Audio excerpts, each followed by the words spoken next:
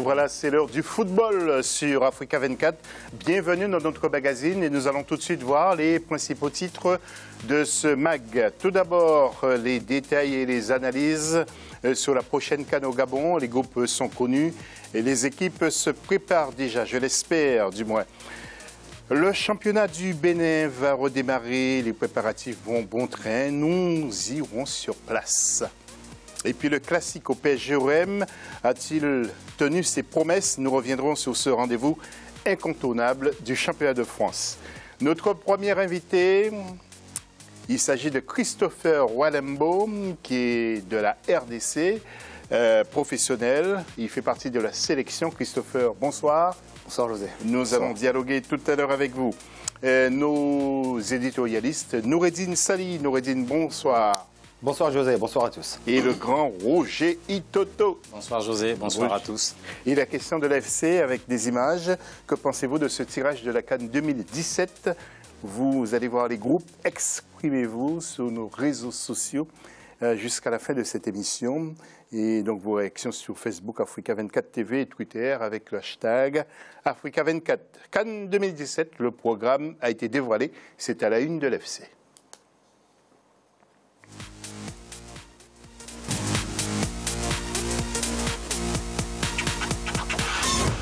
Et pour cette 31e édition de la Coupe d'Afrique des Nations, nous connaissons les principales affiches. Pour les 16 équipes qualifiées, les pronostics sont ouverts, mais difficile de désigner à ce stade le successeur de la Côte d'Ivoire sur le toit du continent. Deo Gracias Podo, et juste après, nous retrouvons le plateau.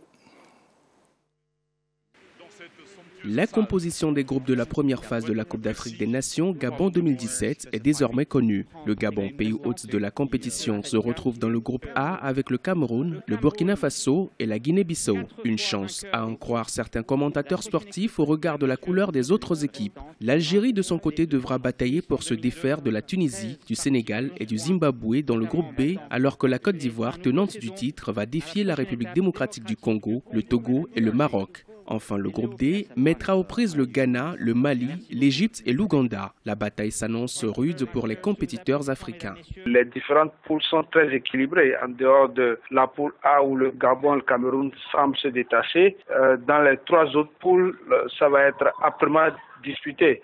Aujourd'hui, toutes les nations travaillent au niveau de la formation, au niveau des championnats qui se professionnalisent de plus en plus. Les dispositions prises au niveau de la CAF et de la FIFA font que de plus en plus, il y a un nivellement vers le haut. Donc forcément, la différence pourra se faire sur vraiment des détails. Ça va être difficile de faire des pronostics, d'autant plus que les groupes sont équilibrés. Les surprises seront au rendez-vous. La 31e édition de la Coupe d'Afrique des Nations de football se déroulera du 14 janvier au 5 février 2017 en territoire gabonais. Difficile pour les analystes de faire leur pronostic des suites du tirage au sort. La compétition sera entre autres le symbole des retrouvailles entre les techniciens français Hervé Renard avec le Maroc, Michel Dussuyer avec la Côte d'Ivoire et Claude Leroy avec le Togo. Chaque sélectionneur aura un important pari à remporter en qualifiant son équipe. Ce serait très difficile de dire le groupe le plus corsé. Il y aura bataille pour la suprématie dans les différents groupes. On aura une canne des équipes, mais on aura une canne des entraîneurs, surtout les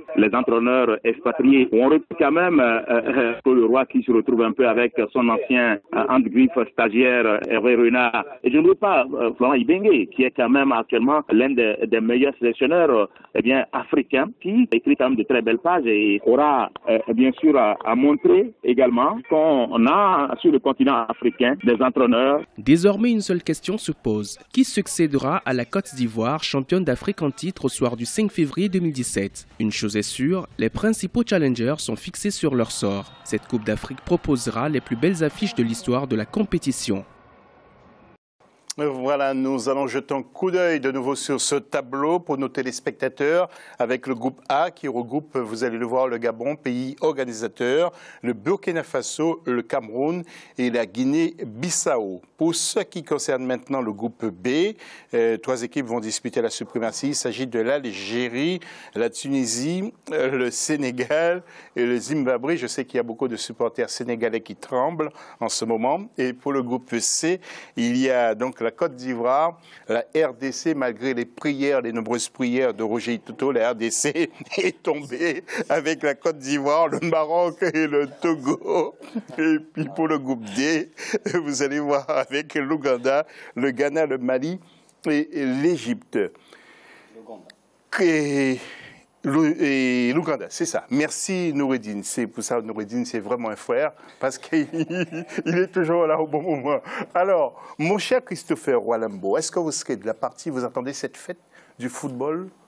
Et est-ce que votre groupe, c'est vraiment un groupe de la mort, j'allais dire? Bon, après, c'est discutable. Hein. Ouais. Moi, je pense que c'est le groupe le plus relevé. Maintenant, certains experts pensent que c'est le groupe B. C'est vrai que ça va être un groupe très difficile parce qu'il y a... C'est le groupe C. Hein. C'est le groupe C. Ouais. Ouais, mais beaucoup pensent que c'est le groupe B, le groupe de la mort.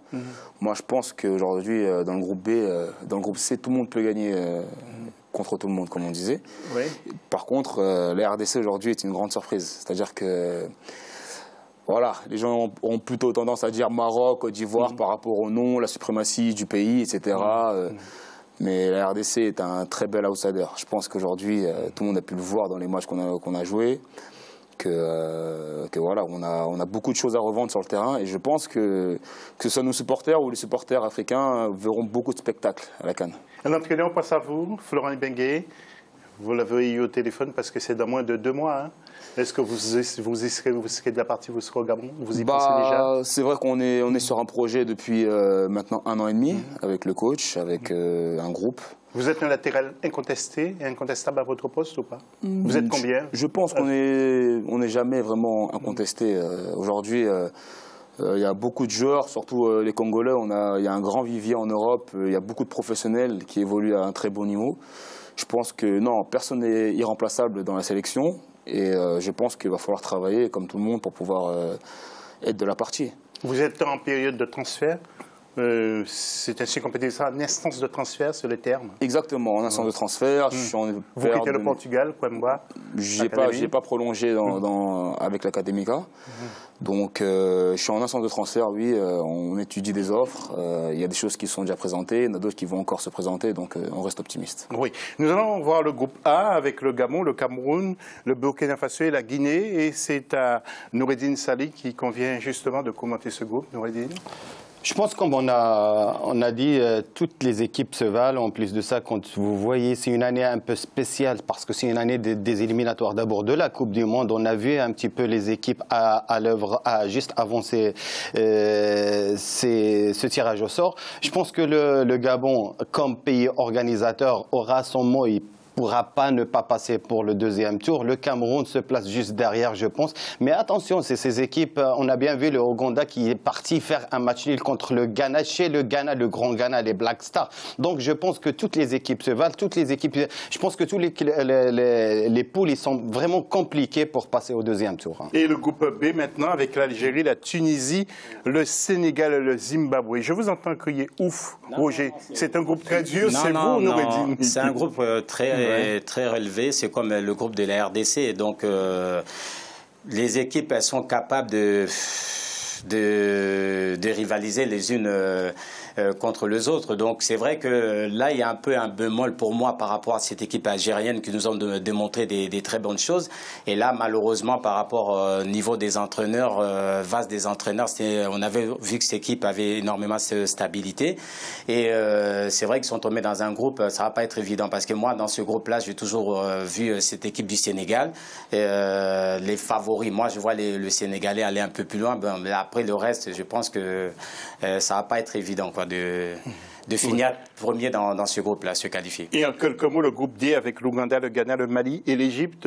On voit bien l'Égypte se réveiller, hein, mon cher Noureddine Sali. Il est en train de se réveiller après quelques années, on va dire, de sommeil par rapport à toute cette atmosphère un petit peu politique qui a passé dans ce pays-là. Et surtout, c'est l'après, ce qu'on appelle l'après la bande d'Aboutrika. Il y a une nouvelle génération qui arrive. Ils sont en train de confirmer déjà le fait de jouer pour les éliminatoires de la Coupe du Monde. Et ne pas oublier que c'est le recordman en Afrique avec cette victoire. Je pense que l'Égypte, c'est un spécialiste de la terre africaine. Merci beaucoup. Et puis, en principe, tous les stades seront opérationnels au mois de novembre. Nous allons voir des images et les représentants de l'État l'ont dit et répété. Rappelons également bien les 4 villes qui accueillent l'événement, Libreville, Franceville, Oyem et Port-Gentil. Quelques échos liés justement à cette CAN 2017. Le Premier ministre du Gabon est Hervé Renard. Écoutez ce qu'ils nous disent. Ils sont au micro de notre ami Douglas Toutoumé. C'est une compétition de football et c'est le 4e événement mondial après la Coupe du monde de football, les Jeux olympiques, l'Euro. Donc la CAN est d'abord et avant tout un événement sportif, une compétition de football et les Gabonais sont fiers d'accueillir cette compétition qui est offerte aux jeunes, particulièrement aux sportifs et aux amoureux du football, par le président de la République, chef de l'État, son Excellence Ali Bongo Ondimba, que je remercie au nom du gouvernement, au nom du peuple gabonais. Le Gabon sera prêt. La République démocratique du Congo qui pour moi, il avait fallu que je vous cite une équipe avant le tirage au sort, j'aurais bien aimé l'éviter. Parce que je trouve que Florent Mbengue fait un travail remarquable. Ils ont été demi-finalistes en 2015, ils ont gagné le Tchad avec le même entraîneur. Donc c'est une équipe très forte. Oui, nous avons Joseph-Antoine Bell avec nous, Joseph le spécialiste qui sera avec nous sur les 2 CAN, la CAN féminine mais aussi la CAN masculine. Alors Joseph, quelles sont vos premières constatations sur ce tirage au sort? Joseph, bonsoir.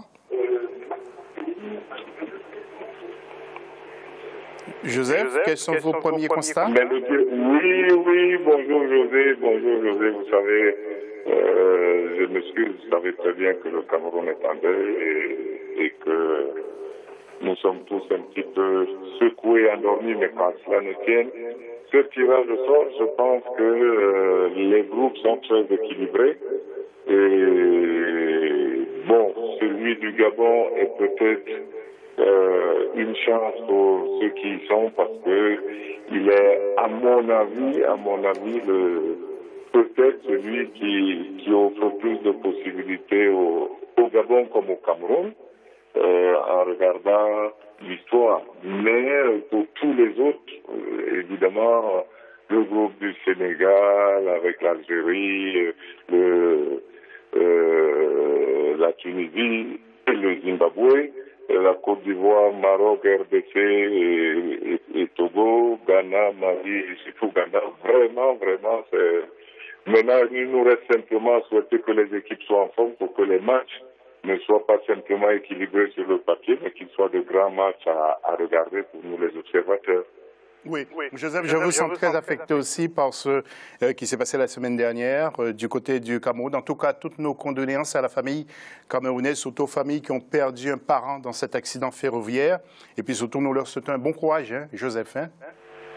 Merci José, merci. On vous retrouve dans la deuxième partie de l'émission. Messieurs, le club africain de Mamelodi Sundowns qui a remporté donc la finale de la Ligue des Champions. Alors Christopher, 60 000 personnes ont pris place justement à Alexandrie pour ce match, mais une somme très importante, plus d'1 million de dollars pour le vainqueur. Mamelodi, c'est quand même pas mal, hein? Plus d'1 million de dollars. Ouais, c'est extraordinaire, surtout pour le football africain, pour tous ceux qui participent à ces compétitions, c'est très bien. C'est $1 million, on fait beaucoup de choses en Afrique. Hein. Oui. Avant de retrouver Noureddine, Roger, vous vous attendiez à cette victoire. Et en plus, Mamelodi Sundowns va participer à la finale de la Coupe du Monde des clubs au Japon. Hein. Oui, bien sûr. Surpris par rapport à Zamalek, parce que c'est vrai qu'en regardant le premier match, le 3-0, ils n'ont pas volé, ils ont démontré sur le terrain beaucoup d'abattements. On a vu une équipe bien installée sur le terrain et puis ils ont posé beaucoup de problèmes à cette équipe de Zamalek. Et le match retour, je crois que c'était sur un but contre son camp. Et donc cette équipe-là a surpris énormément beaucoup de personnes. Donc c'est tout à fait mérité de la part des Mamelodi. Ok, Joseph, pas Joseph. Roger, nous allons laisser quelques mots à Noureddine Sali, car il suit de près ce football. Oui, je sais, avec le 1 million, on est encore loin des 56 millions de la Ligue des Champions européenne. D'abord, mais pour le match, je pense que le match a été plié déjà dans le match aller avec les 3-0. Je pense que déjà, cette fébrilité défensive de cette équipe des Zamalek, qui a pris déjà 5 buts avant dans la demi-finale retour, rappelez-vous, contre le WAC de Casablanca. Donc je pense que les Sundowns, déjà pour la première fois de son histoire qu'ils gagnent ce trophée-là, bravo à eux, et je pense que c'est mérité, ils vont jouer, ils vont représenter l'Afrique dans cette compétition. Voilà, merci beaucoup messieurs. Dans la deuxième partie de l'émission, nous allons recevoir Michel Coligny, conseiller sportif. Il est togolais, il viendra nous parler d'un événement qui va se dérouler bientôt, et puis Christopher va lui laisser sa place. Mais Christopher revient dans la troisième partie de l'émission pour nous parler du Classico. Comment il l'a perçu? Eh bien, on vous raconte tout dans quelques instants. À tout à l'heure.